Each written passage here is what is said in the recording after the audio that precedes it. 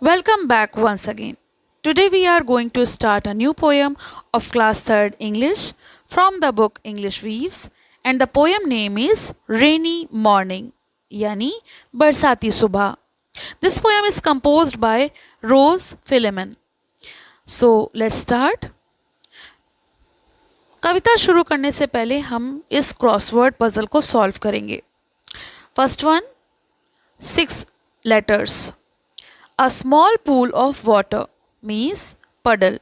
Puddle. Second one, a 7-colored band means rainbow. Rainbow.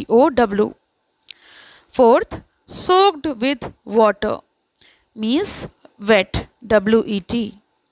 Fifth, coats made of waterproof material means raincoats. Raincoats. Second one, down. A shade we carry that protect us from rain means umbrella. Umbrella. And the last, light rain means shower. Shower. तो ये तो हमारी puzzle solve हो गई. अब हम poem start करेंगे. Read this poem to know what happens when the speaker meets a fairy. Fairy यानी परी. तो क्या होता है जब स्पीकर यानी वक्ता जो है वो परी से मिलते हैं. As I was walking in the rain, वो कहते हैं जब मैं बारिश में चल रहा था, I met a fairy down a lane. तभी मैं एक गली में एक परी से मिला. लेन मतलब गली. जो संकरी पगडंडी होती है उसे लेन बोलते हैं. We walked along the road together. और हम दोनों रास्ते पर साथ साथ चल रहे थे क्योंकि मैं जब उससे मिला तो वो मेरे साथ हो ली. I soon forget about the weather. और मैं जल्द ही उससे बातें करते करते बारिश को भूल गया. He told me lots of lovely things. परी ने यानी उसने मुझे बहुत सी प्यारी प्यारी बातें बताई. The story that the robin sings.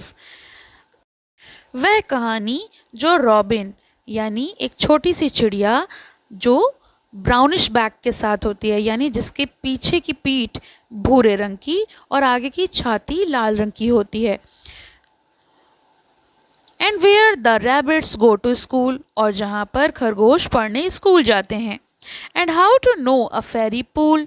और कैसे पहचाने जाए कि कोई झरना या तालाब परियों का है यानी जिस तालाब में या झरने में परियां रहती हैं या नहाती हैं. And what to say and what to do if buggers ever bother you. और फिर क्या बोलना चाहिए या फिर क्या करना चाहिए जब शरारती प्रेत जो हैं वो तुम्हें परेशान करें. प्रेत यानी गॉब्लिन्स. गॉब्लिन्स होते हैं भूत प्रेत. वो आपको डिस्टर्ब करें तो आपको क्या करना चाहिए. तो इसकी मीनिंग से एक बार देख लेते हैं. फेरी मतलब परी. लेन होती है छोटी सी गली. वेदर होता है मौसम. रैबिट यानी खरगोश. रॉबिन एक छोटा सा पक्षी जिसकी छाती लाल रंग की होती है. फेरी पूल होते हैं परियों के तालाब या फिर झरने और ये दोनों ही काल्पनिक होते हैं. बॉगल्स यानी शरारती प्रेत और बॉदर मतलब परेशान करना. चलिए आगे बढ़ते हैं.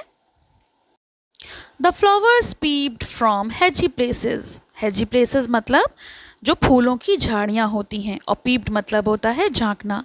तो फूल जो हैं वो फूलों की झाड़ियों से झांक रहे हैं. And shook the rain drops from their faces. और अपने चेहरे यानी पंखुड़ियों से बारिश की बूंदों को झटक रहे हैं. And fury creatures all the way. Fury creature होते हैं रोएदार जीव. जिन जीवों पर रोए होते हैं जैसे कि खरगोश है या गिलहरी है. पूरे रास्ते वो रोएदार जीव जो हैं दिखाई पड़ रहे हैं. Came popping out and said good day. और वो उछलते कूदते बाहर आए और बोले गुड डे यानी आपका दिन शुभ हो. But when we reach the little bend.